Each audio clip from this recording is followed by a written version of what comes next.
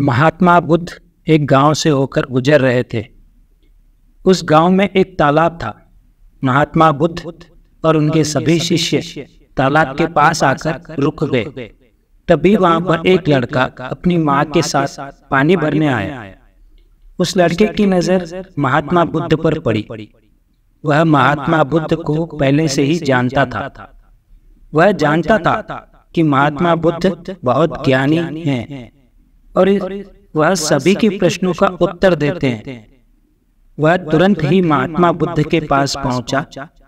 उसने महात्मा बुद्ध को प्रणाम किया और कहा, हे बुद्ध, मैं अपने जीवन में कुछ बहुत बड़ा करना चाहता हूँ, लेकिन जब भी मैं कुछ करना चाहता हूँ तो वह मुझसे संपूर्ण तरह से नहीं हो पाता। मुझे तो कुछ समझ ही नहीं आता कि आखिर मैं क्या गलती कर रहा हूं। इसलिए मैं आज आपसे यही प्रश्न पूछने आया हूं कि लक्ष्य को पाने के लिए ऐसी कौन सी कठिनाइयां हैं जो हमें पार करनी होगी। महात्मा बुद्ध उस लड़के को देखकर मुस्कुराने लगे और उस लड़के से कहते हैं, जब तक तुम अपने लक्ष्य की ओर कदम नहीं बढ़ाओगे, तब तक सफलता से जुड़ा हुआ हर प्रश्न, हर एक उत्तर अधूरा है। महात्मा बुद्ध इतना कहकर अपने सभी शिष्यों के साथ वहां से आगे की ओर चल पड़े। वह लड़का भी अपनी माँ के साथ वापस अपने घर लौट आया। अगले दिन जब वह लड़का अपनी माँ के साथ वापस उस तालाब पर पानी भरने आया तो उसने देखा कि तालाब में जो कमल की केवल कलियां थी, आज वह पूरी तरह से खिल चुकी है और पूरे के पूरे तालाब में केवल कमल के फूल ही नजर आ रहे हैं। उस लड़के की माँ को भी अपनी आंखों पर यकीन नहीं हो रहा था। उस पर उसकी माँ कहती है, ये बेमौसम इतने सारे फूल एक साथ खिलना, ऐसी घटना तो मैंने आज तक नहीं सुनी है। ऐसा अवश्य ही महात्मा बुद्ध के यहाँ पर आने के कारण हुआ है, अर्थात यह उनका ही प्रभाव है। यह सुनकर वो लड़का सोच में पड़ गया। उसने तुरंत ही तालाब से एक कमल का फूल तोड़ा और मन ही मन यह सोचने लगा, यदि यह महात्मा बुद्ध के प्रभाव के कारण हुआ है तो मुझे अवश्य ही महात्मा बुद्ध से मिलना चाहिए। शायद हो सकता है कि वह मुझे कुछ प्रेरणा देना चाहते हैं। ऐसा सोचते सोचते उस लड़के ने यह भी मन बना लिया कि वह महात्मा बुद्ध से अवश्य ही मिलेगा। और साथ ही उसके मन में महात्मा बुद्ध की वह आवाज गूंज रही थी कि जब तक तुम लक्ष्य की ओर कदम नहीं बढ़ाओगे, तब तक सफलता से जुड़ा हर प्रश्न, हर उत्तर अधूरा है।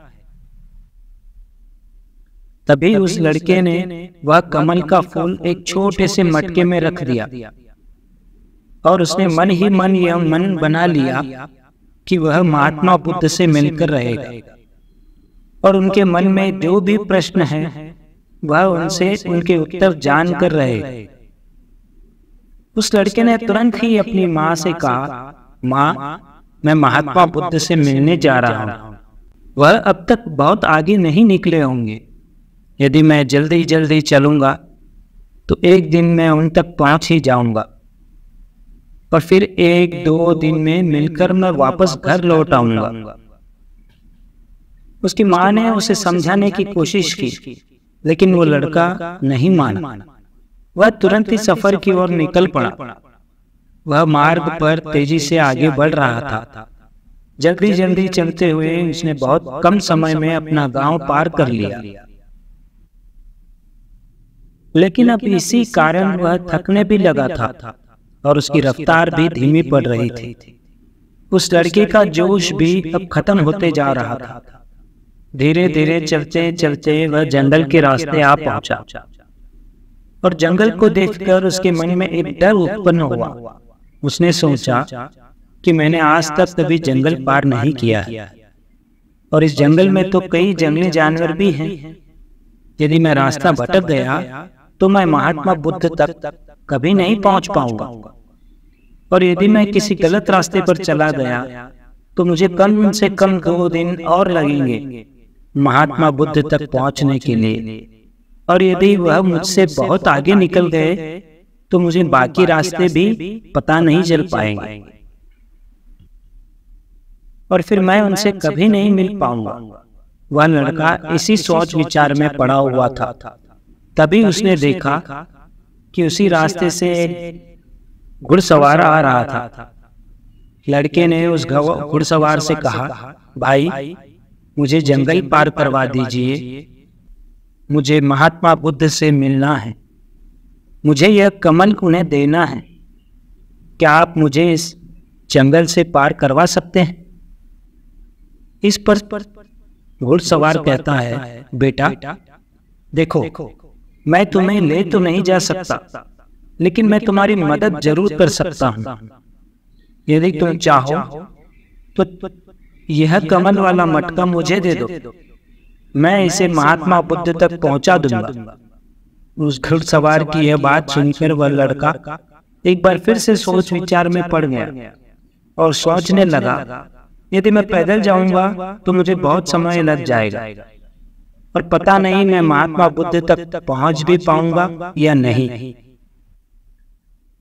अगर मैं यह कमल वाला मटका घुड़सवार को दे दूं तो यह घुड़सवार घोड़े से बहुत जल्दी महात्मा बुद्ध तक पहुंच जाएगा और उन्हें यह कमल जरूर दे देगा। इससे मेरा काम भी आसान हो जाएगा और मेरा काम बहुत जल्द भी पूरा भी हो जाएगा।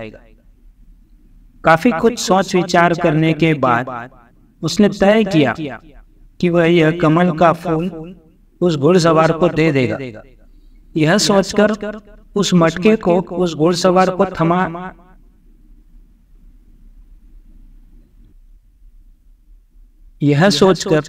उस मटके को उस घुड़सवार को देने ही वाला था कि तभी उसे याद आया कि इस कमल के पीछे उसका क्या उद्देश्य है।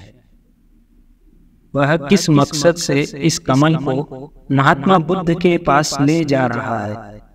तभी उस लड़के के मन में एक और विचार उत्पन्न हुआ, यदि मैं इस कमल को लेकर महात्मा बुद्ध तक नहीं पहुंचा तो फिर मेरा जो प्रश्न है मैं उनके उत्तर कैसे जान पाऊंगा। और हो सकता है कि मुझे मेरे जीवन में बस यह एक ही मौका मिला है जिसमें मैं महात्मा बुद्ध से मिल सकता और अपने सभी प्रश्नों के उत्तर पा सकता हूँ। हो सकता है कि दोबारा मुझे यह अवसर ना मिले, इसलिए मैं यह मटका नहीं दूंगा। मैं इसे स्वयं ही महात्मा बुद्ध तक लेकर जाऊंगा। काफी कुछ सोच विचार करने के बाद उसने घुड़सवार से कहा, देखिए यह मटका तो मैं खुद ही उन तक ले जाना चाहता हूँ, क्योंकि मेरा उनसे मिलना बहुत जरूरी है। मेरे मन में कई प्रश्न हैं जो मैं उनसे जानना चाहता हूँ, इसलिए यह फूल मैं स्वयं ही उन्हें दूंगा।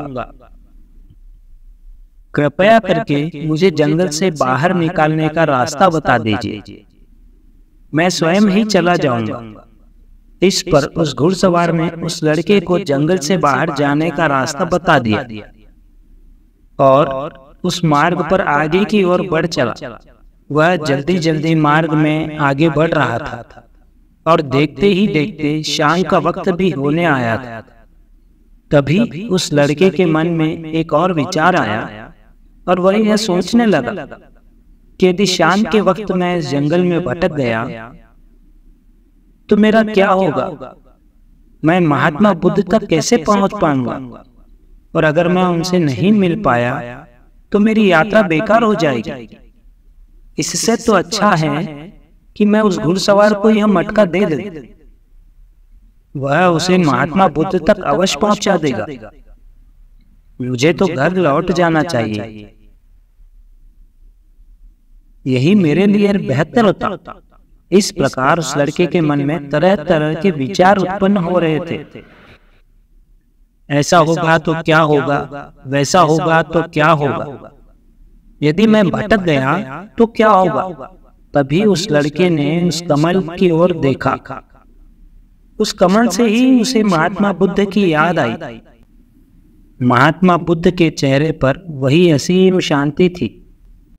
उसे महात्मा बुद्ध की वह मुस्कान याद आई।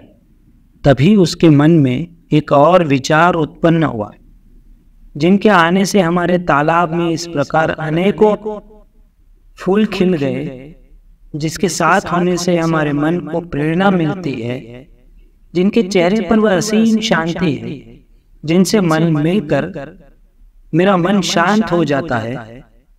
यदि मैं उनसे मिल पाऊं तो मुझे कितना कुछ सीखने को मिलेगा। ऐसा सोचते हुए उसके मन में एक बार फिर से महात्मा बुद्ध से मिलने की प्रेरणा जाग उठी और वह निश्चिंत होकर अपने मार्ग में आगे की ओर बढ़ता चला जा रहा था। काफी आगे चलने के बाद जंगल खत्म होने लगा। तब उसने महसूस किया कि जब जब वह अपनी इस यात्रा का उद्देश्य याद करता है, जब यह याद करता है कि वह महात्मा बुद्ध से क्यों मिलना चाहता है, तब तक उसकी राह की मुश्किलें कम होने लगती है। और यही वास्तविकता है, यही हम सभी के साथ होता भी है। फिर चाहे वह कोई छात्र हो या फिर व्यापारी, जब जब इंसान खुद पर शक करता है, खुद पर संदेह करता है, तब तक वह रुकावटें बड़ा रूप ले लेती है। और जब हम अपने लक्ष्य को याद रखते हैं, अर्थात अपना उद्देश्य याद रखते हैं, तब तक वह रुकावटें हमारे सामने छोटी पड़ जाती है और हम उसे आसानी से पार करके अपने लक्ष्य की ओर आगे बढ़ चलते हैं। इस पर लड़के ने यह महसूस किया कि उसे अपना लक्ष्य याद रखना है, उसे अपना उद्देश्य याद रखना है और छोटे छोटे कदमों से आगे की ओर बढ़ते जाना है।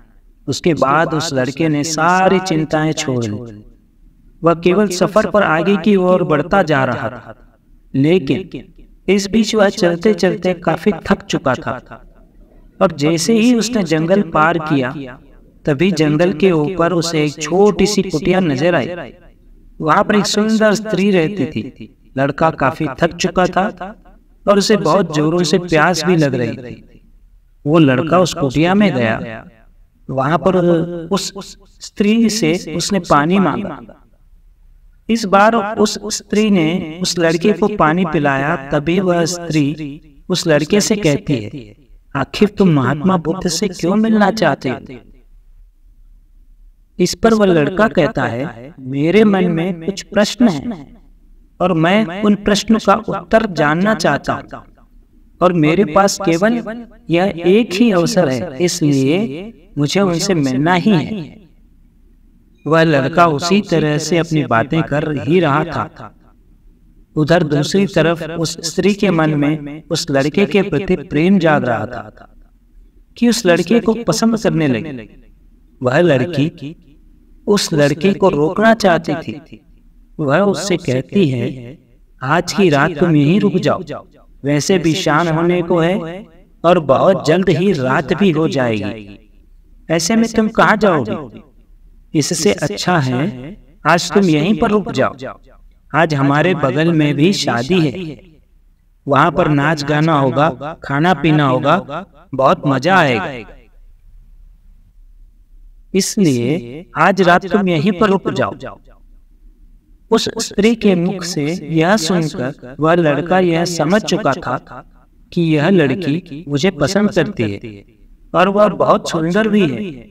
उसकी सुंदरता को निहारते हुए वह लड़का मन ही मन यह सोच रहा था कि यदि मैं इस तरह से दोस्ती कर लूं तो मेरा जीवन तो समझ जाएगा, मुझे जीवन का मजा भी आएगा और वैसे भी आज रात तक तो मैं महात्मा बुद्ध से मिल भी नहीं पाऊंगा, तो क्यों ना मैं यहीं पर रुक जाऊं। तभी उस लड़के ने जवाब देते हुए कहा, कुछ देर में सोचकर बताता हूं। लड़का इस विषय पर सोच ही रहा था कि तभी उसके मन में एक बार फिर से महात्मा बुद्ध की वह बात याद आ गई और उसे यह एहसास हुआ कि मैं इतनी दूर से यहाँ पर क्यों आया हूँ। उसने मन ही मन खुद से प्रश्न किया, क्या मैं यहाँ पर इतनी दूर से इस लड़की से मित्रता करने आया था? नहीं नहीं, यह मेरी मित्र नहीं बन सकती। क्या भरोसा आज को इसका मन मुझ पर आया है और कल को किसी और पर आ गया तो मैं क्या करूंगा। लड़के ने तुरंत ही उस कमल के फूल की ओर देखा, तभी उसे उसका उद्देश्य याद आ गया और उसने तुरंत ही यह निर्णय लिया कि वह आगे की ओर बढ़े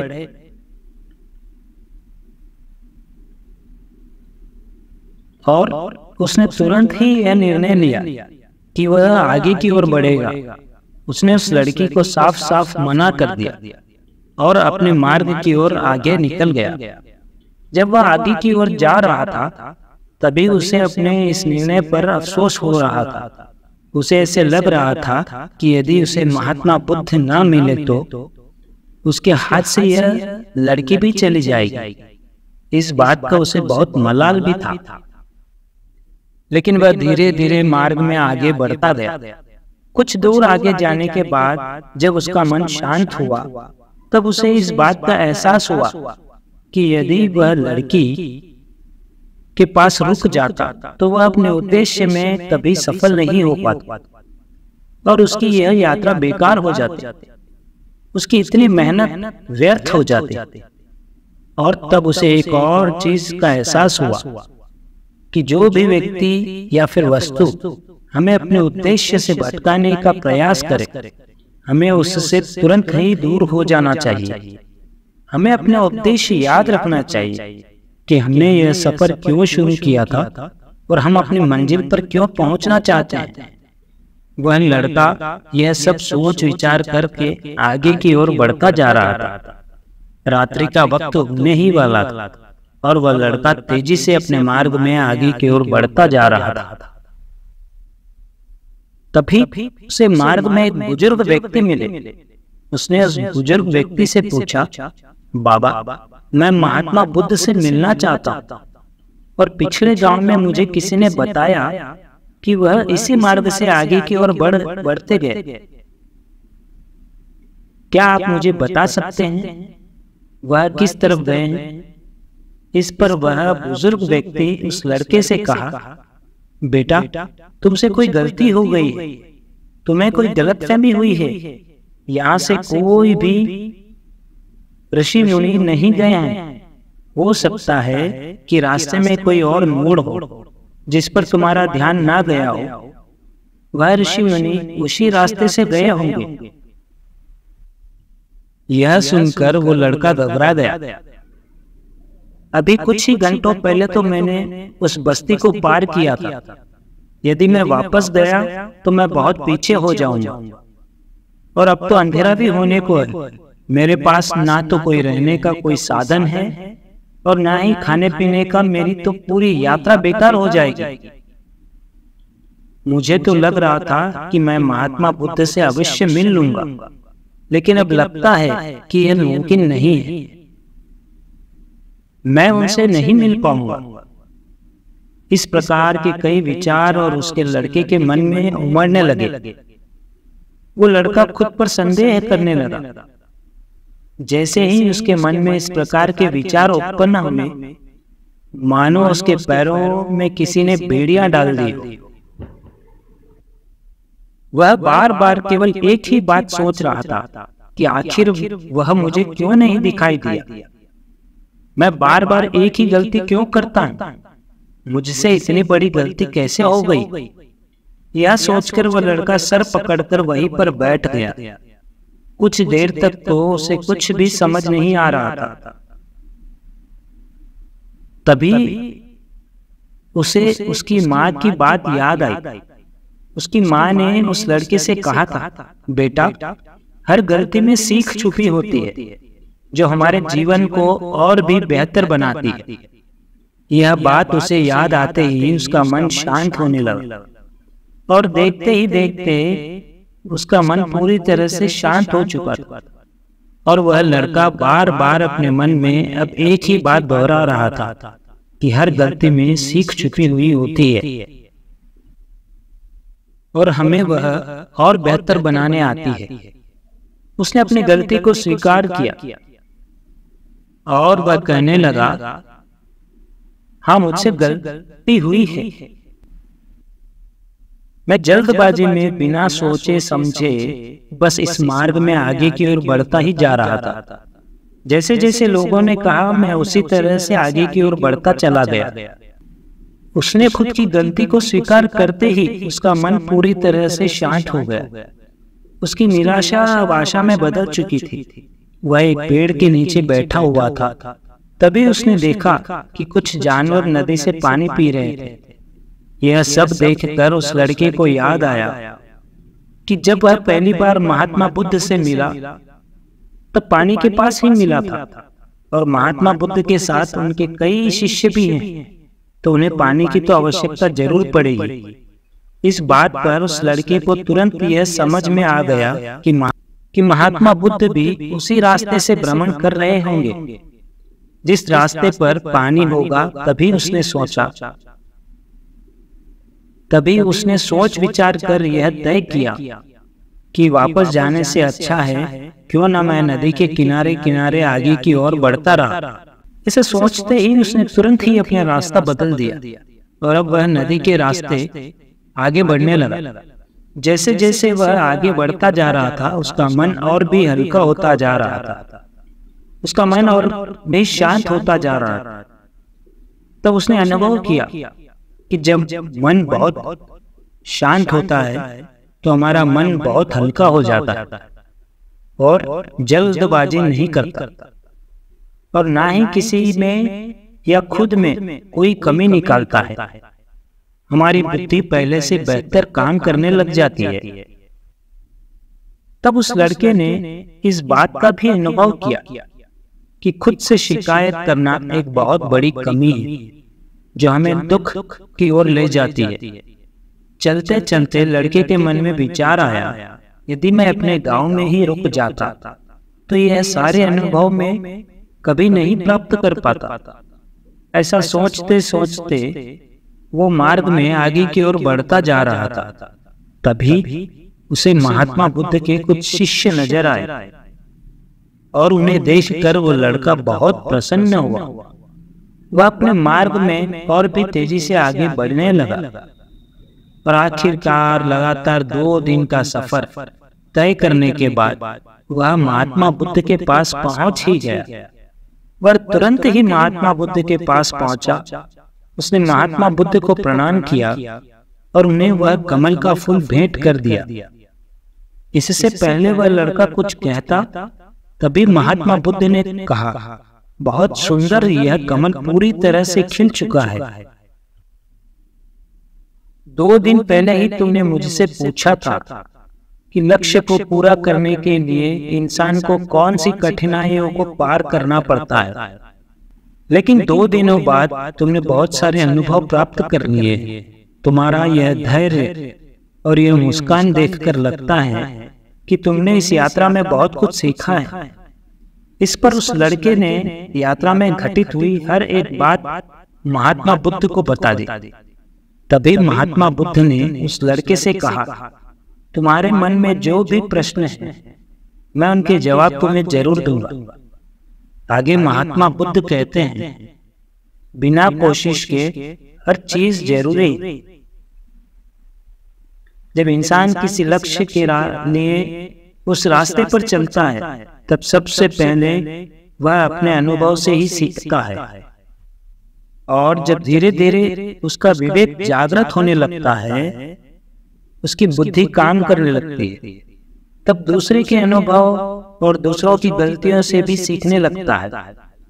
जीवन में यदि सफल होना है, किसी लक्ष्य को प्राप्त करना है, तो सफलता का रहस्य से सीखने से पहले हमें उस रास्ते पर चलना पड़ता है।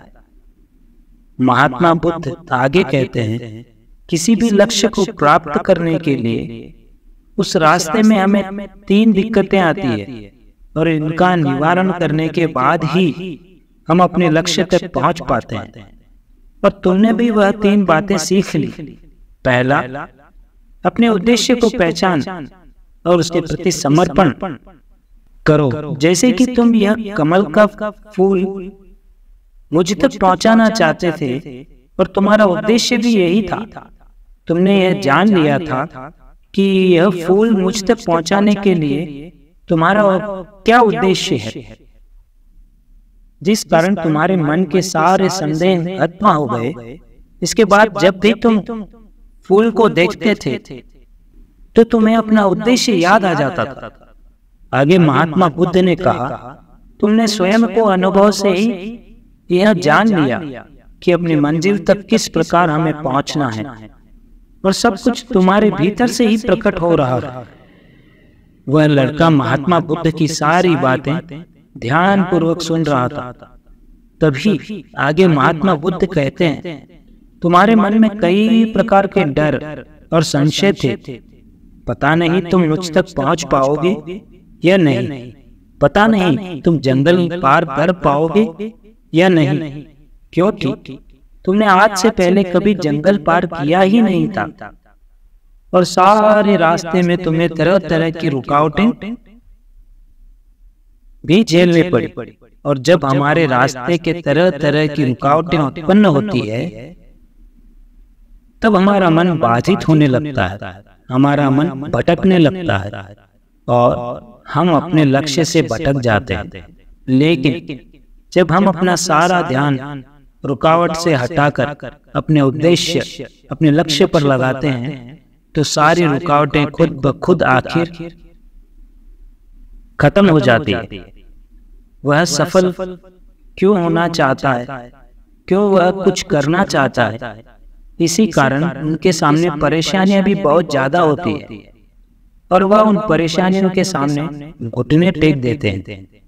लेकिन जैसे जैसे आप आगे बढ़ते हैं, अपने लक्ष्य के प्रति समर्पित हो जाते हैं, तो वैसे वैसे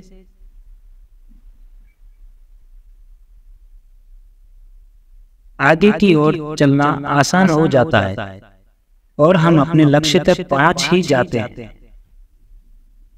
आगे महात्मा बुद्ध उस लड़के को तीसरी बात बताते हुए कहते हैं, असली शक्ति इच्छाओं को पूरा करने में नहीं बल्कि उनको मिटाने में कहते हैं कि हम जानते हुए भी सही काम नहीं करते। अगर हम अपने उद्देश्य की ओर आगे बढ़ते हुए आकर्षणों के कारण पीछे रुक जाते हैं तो हमारी यात्रा कभी पूरी नहीं हो सकती। इसलिए जैसे इस यात्रा के दौरान तुमने फूल हमेशा अपने साथ रखा, अपने पास रखा, वैसे ही उद्देश्य हमेशा अपने सामने रखना चाहिए। हमारा लक्ष्य हमारे आंखों के सामने होना चाहिए। इससे हमें निर्णय लेने में आसानी होती है। अन्यथा हमारे मन का संदेह, हमारी मन की शंका हमें कभी भी सही निर्णय नहीं लेने देती और हमें मन की उलझनों में फंसा कर रख देती है। इसलिए संदेह के प्रति सचेत रहें। आगे महात्मा बुद्ध उस लड़के से कहते हैं, बेटा, खुद पर शक करने की आदत से ज्यादा खतरनाक और कुछ भी नहीं है, क्योंकि जितना नुकसान आपके नकारात्मक विचार आपका कर सकते हैं उतना और कोई नहीं कर सकता। यदि आप खुद पर संदेह करते हैं तो आप अपने प्रयास में विफल हो ही जाओगे, क्योंकि आप अपने प्रयास पूरे ढंग से कर नहीं पाओगे। आप उससे बचने का प्रयास करोगे और जब तक हम अपनी गलती नहीं पहचानते तब तक हमें वह बात परेशान करती रहती है, वह हमें कमजोर बनाती रहती है। हमारे मन में केवल एक ही विचार चलते रहते हैं कि आखिर हमसे यह गलती क्यों है,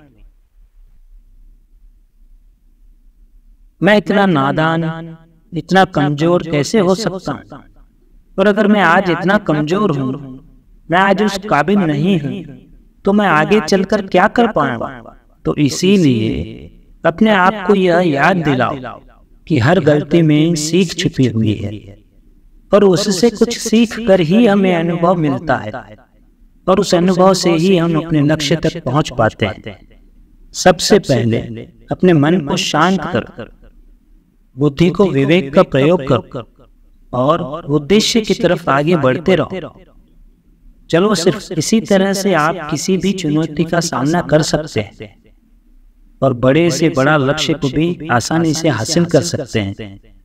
इतना कहकर महात्मा बुद्ध शांत हो गए और उस लड़के को भी महात्मा बुद्ध की सारी बातें अच्छी तरह से समझ में आ चुकी थी। उसे महात्मा बुद्ध को प्रणाम किया और पूरी रात वह उन्हीं के साथ रहा। अगली सुबह वह अपने घर की ओर लौट जाता है। तो मित्रों, आज के इस वीडियो में आपने क्या सीखा वह आप कमेंट करके जरूर बताएं। इसी के साथ मैं उम्मीद करता हूं कि आपको आज की कहानी बहुत पसंद आई होगी। चैनल को एक सब्सक्राइब तो बनता है। चलिए मिलते हैं फिर किसी नए मोटिवेशनल कहानी के साथ। अपना ध्यान रखिए। धन्यवाद।